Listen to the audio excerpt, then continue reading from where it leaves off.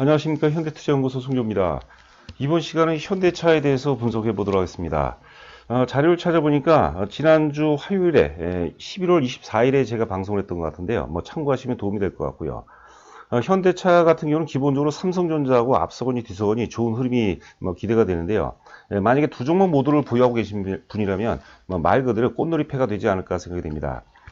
일단 12월에는 삼성전자의 탄력이 좀 둔화가 되면서 현대차가 본격적으로 산타랠리를 주도할 가능성이 높지 않을까 생각됩니다. 자, 현대차 주도주 논리. 먼저 오늘이 이제 11월 30일자인데요. 사실 지난주 금요일이죠. 27일 날 거래 바닥이 나왔어요. 우리가 주가 관리의 연장선상에서 거래 바닥이라는 것은 매도 세력의 소멸을 의미하기 때문에 거래 바닥 이후에 오늘 강세는 상당히 의미가 있지 않나 생각되고요.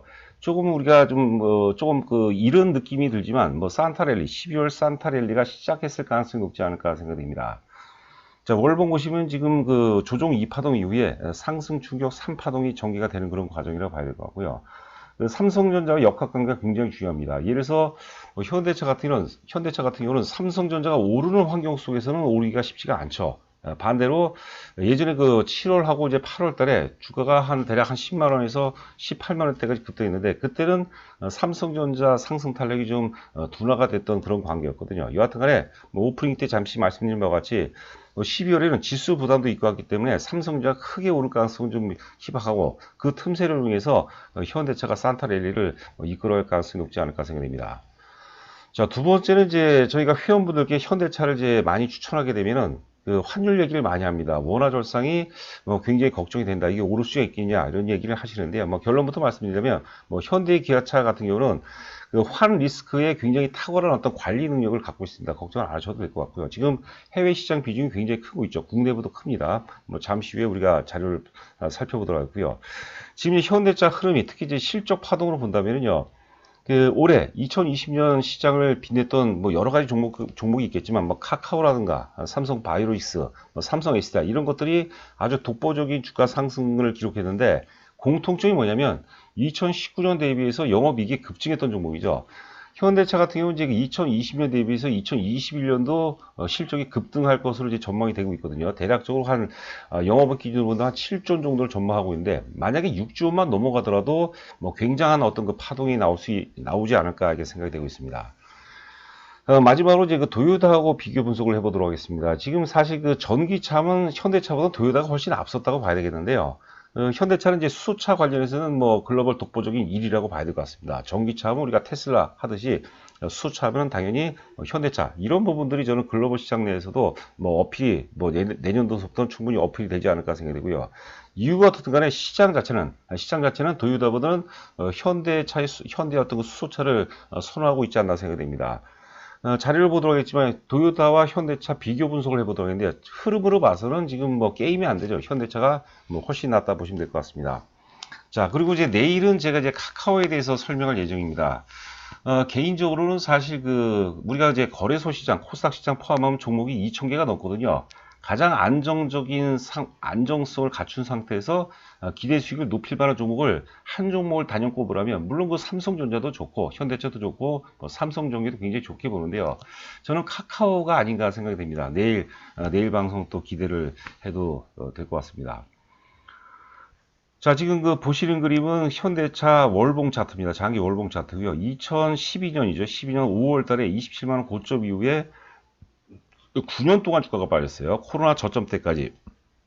올해 3월까지 주가가 많이 빠졌는데 우리가 이제 파동론이라든가 경기도 마찬가지고요. 하락이라는 게 무조건 나쁜 건 아니야. 하락이라는 것은 결국 상승 파동의 에너지원이 되고 또 많이 오르는 게 무조건 좋은 게 아니죠. 왜냐하면 상승이라는 것은 또 반대로 하락 파동의 에너지원이 되는 거거든요. 주가가 오랜 기간, 10년 가까이 오래 빠졌다는 것은 오랜 기간에 걸쳐서 매도 압박이 심했고 매도세의 상당 부분이 소멸됐다는 것을 의미합니다. 그래서 지난 3월 달에 코로나 저점을 찍고 10년, 9년 조정 이후에 상승 전환이기 때문에 아직까지 굉장히 이제 젊은 시세라고 좀 봐야 될 것 같습니다.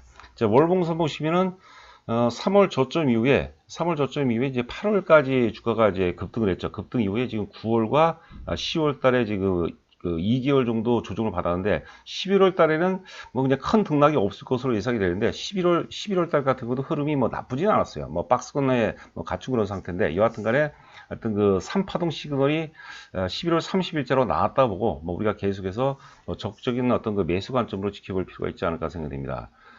지금 이제 그 9년간 하락 이후에 그 상승 반전이라고 했는데 옆에 이제 그 성장성 가치 실적인데요. 지금 시장이 요구하는 것은 뭐냐면 지금 시장이 요구하는 절대 가치는 성장성이에요, 성장성. 그러니까 최근에 보면 이제 뭐 조선주도도 강하고 뭐 조선, 화학은 먼저 갔었죠. 철강, 뭐 나쁜 게 없어요. 경기 민감주, 뭐 증권, 은행 다 올라가고 있는데 사실 그 마음에 들어오지 않는 거죠. 마음이 흔들리지가 않는 거죠.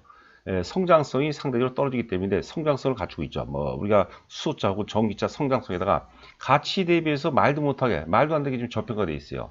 지금 PBR 기준으로 0.6배 정도, 청산 가치에도 지금 3, 40% 지금 못 미치고 있거든요. 거기 실적이 크게 턴어라운드 되니까 결과적으로 이제 그 시장 흐름과 어떤 그 개인의 어떤 그 개인기 이런 것들이 뭐 잘 갖춰진 그런 종목이 아닌가 생각됩니다.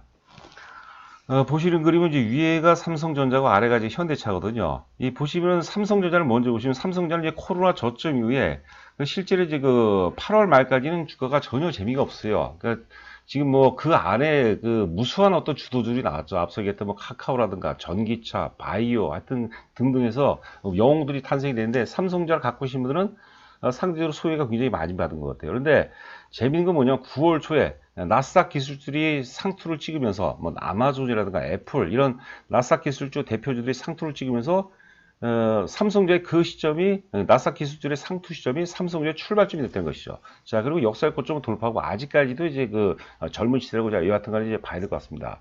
자, 그런데 현대차가 올랐던 구간을 한번 보세요. 제 기호로 정확히 7월 15일서부터 현대차가 이제 그 10만 원을 돌파하면서 18만 원대까지 올라갔는데 8월 뭐 대략 한 중순까지 올라갔었죠.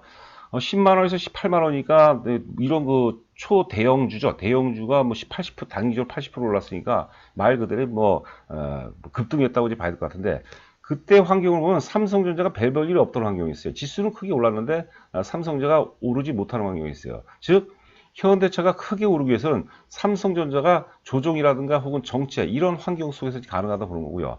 지금 이제 연말 12월인데 지수 부담이 있고요. 연말에 따른 어떤 그 불확성이 있어요. 뭐 코로나 등 뭐 대내외적 불확성이 있기 때문에 삼성전자가 상승 탄력이 둔화, 뭐 조정폭은 크지 않을 것으로 예상했는데 그런 삼성전자의 어떤 그 틈새 그런 환경 속에서 현대차가 역시 그 뭐 산타 랠리를 주도할 가능성이 높지 않을까 생각됩니다. 자, 이제 두 번째는 이제 그 환율, 외환시장에 대해서 한번 살펴보도록 하겠습니다. 지금 현대차를 이제 우리가 추천하다 보면은, 특히 이제 그 원화 절상에 대한 우려를 굉장히 많이 하는 것 같은데, 앞서 얘기한 대로 현대 기아차 같은 경우는 이런 이제 외환 어떤 그 리스크죠. 이런 데 굉장히 그 잘 대처를 하고 있다고 보시면 될 것 같아요. 그 내용도 잠시 후에 우리가 살펴보도록 하겠습니다. 기본적으로 이제 그 달러당 한 1,000원대까지는 뭐 계속해서 기조적으로 절상이 되지 않을까 싶습니다. 지금 시장의 어떤 그 핵심은 뭐냐면 뭐 여러 가지 다 포함해서 절대적인 핵심은 결국 연준이죠. 미국 연준에 의한 어떤 그 저금리라든가 양적 완화 정책이라고 봐야 되거든요. 양 날개죠. 여기에 문제가 생기기 전까지는 시장은 계속해서 우상향 전개될 가능성이 있겠고요. 이 박스 천대 보면은 맨 우하다를 보면 막판에는 이제 어떤 그 제가 이런 표현을 가급적이면 좀 자제하려고 하는데 폭발적인 버블이 개입될 가능성도 있습니다. 그러니까 우리가 버블을 준비할 자세가 돼 있어요. 벌써부터 쫄아 있으면 안 되는 거죠. 여하튼 간에 미국 연준이 가장 두려워한 것은 달러의 어떤 기축통화 상실 능력이죠. 기축통화는 건 대단한 거죠. 우리가 그 발권 능력을 갖고 있는 거죠. 기축통화. 우리 키커럿이라고 하죠. 팍스 아메리카의 어떤 그 핵심이 사실 달러화죠. 달러화 유지를 위해서 군사력도 증가하고, 뭐 최근에 그 트럼프의 횡포라고 할까요? 뭐 그런 현상들이 일어난다고 보는 겁니다. 한데, 유동성을 워낙 많이 풀었기 때문에, 지금 뭐 저금리에다가 그다음 양적 완화를 워낙 많이 했기 때문에, 결과적으로는 달러화가 이제 그 절하가 되는 거죠. 그럼 언젠가는 사실 이제 금리를 인상할 수밖에 없어요. 유동성을 회수할 수밖에 없어요. 그래서 그 금리 인상 혹은 금리 인상까지 아니더라도 어떤 연준의 어떤 금리 인상 시그널 뭐 그 정도가 나오기 전까지는 강세 장세가 전개될 것 같고요. 장세 막판에는 폭발적인 버블이 개입될 가능성이 있습니다. 그러니까 오히려 우리는 경기 회복을 좀 조심해야 될 것 같아요. 그래서 뭐 제가 이제 뭐 우리 회원분들한테도 그렇고 유튜브 방송에서도 그렇고 사실 그 하반기는 조심해야 되고요. 상반기에서도 1분기까지는 괜찮아요. 2월 달까지는 괜찮을 것 같은데 제가 보기에는 3월 달서부터는 조금 조심을 해야 되지 않을까 그런 생각도 좀 해봅니다. 여하튼 간에 지금 이 현대차 부문별 실적 전망을 보면 좀 빨리 진행하도록 하겠습니다. 여기 보면은 판매 대수입니다. 판매 대수. 국내 공장 합계를 보면은 올해 기준으로 보도록 할게요. 지금 국내 공장에서 164만 대입니다. 그리고 이제 내수가 75만 대. 그 다음에 국내 공장 수출이 89만 대요. 이게 이제 환율의 문제가 되는 거죠. 그 다음에 해외 공장 합계를 보죠. 199만 대요. 그러니까 사실 그 원화 절상에 대한 피해가 있을 수밖에 없겠지만 그게 큰 그런 상황은 아니라고 보시면 될 것 같아요. 해외 공장은 미국, 인도, 터키, 체코, 러시아, 브라질, 중국에는 이제 뭐 2개나 있죠. 그렇죠. 어디가 제일 많나요? 보면은 이제 중국이 제일 많죠. 중국이 제일 많고, 그다음에 이제 그 체코가 26만 대, 미국이 죄송합니다. 인도가 제일 많습니다. 인도가 단일 공장으로는 인도, 뭐 중국이 제일 많고, 뭐 체코라든가 미국이 굉장히 큰 것 같습니다.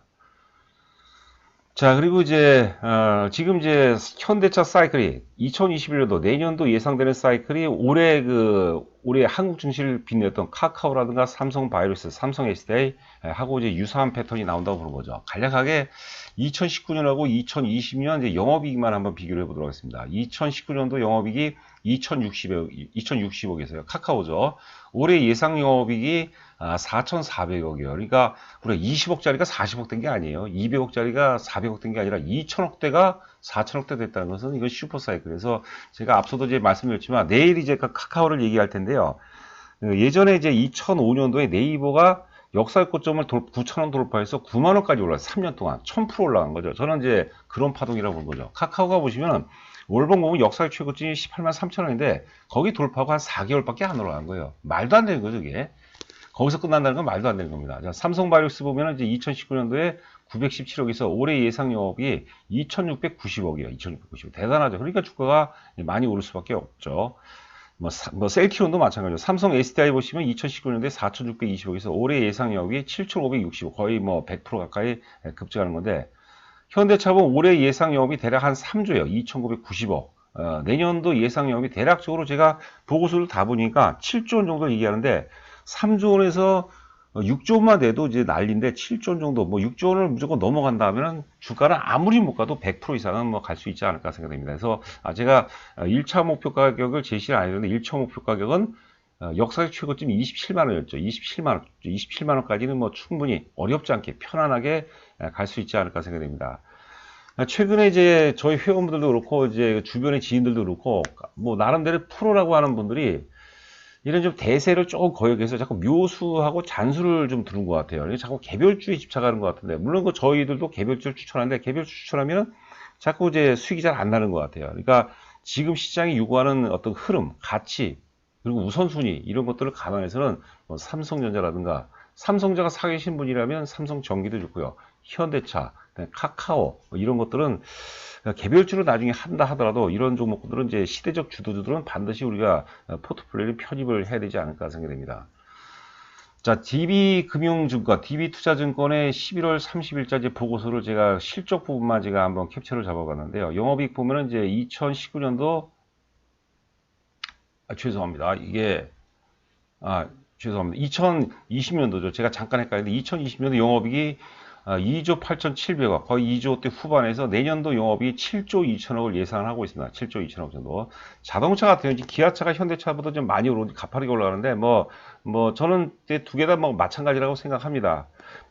그런데 하여튼 그 기아차 같은 경우가 판매 대수가 현대차보다 좀 많은 것 같아요. 월등히 좀 많이 증가하는 것 같아요. 자동차 같은 경우 기본적으로 판매 대수하고 사실 그 주가하고 굉장히 밀접한 그런 관계가 있다. 뭐 그런 것도 우리가 잘 유념을 해 두시면 도움이 될 것 같고요. 마지막으로 이제 그 현대차와 도요타와의 상관관계입니다. 도요타와의 상관관계인데, 보시면은 이제 요번에 코로나 직전이죠. 급락 시점을 도요타 같은 경우는 아직까지 현저하게 주가가 아래에 있어요.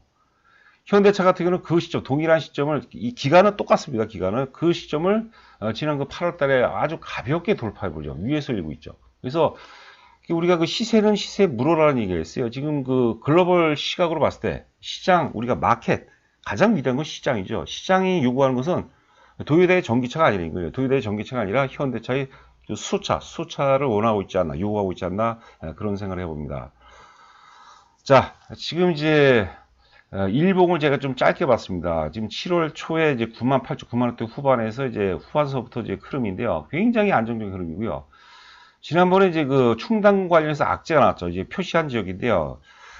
주가는 여러분들 우리가 바닥을 안다는 것만큼 매력적인 게 없습니다. 바닥을 알면 게임 끝이죠, 사실. 근데 바닥이라는 게 공교롭게 악재와 함께 와요.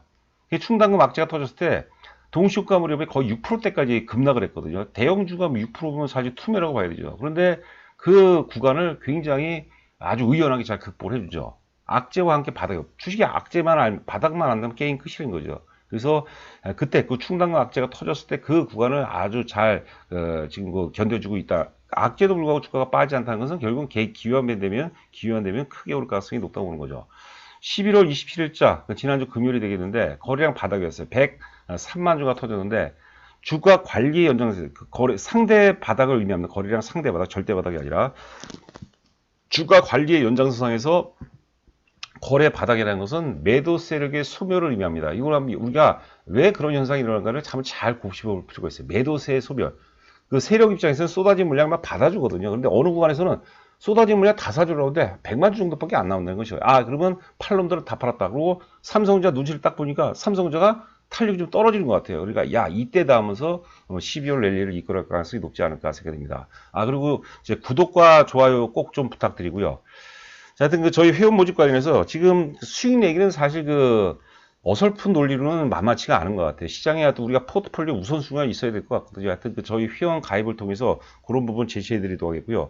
어느 때보다도 하여튼 주도주 논리에 좀 충실할 때가 아닌가 생각됩니다. 지금 주식은 상당 부분 내년 주도주를 향해서 우리가 포트폴리오를 좀 편입해야 되지 않을까 생각되고요.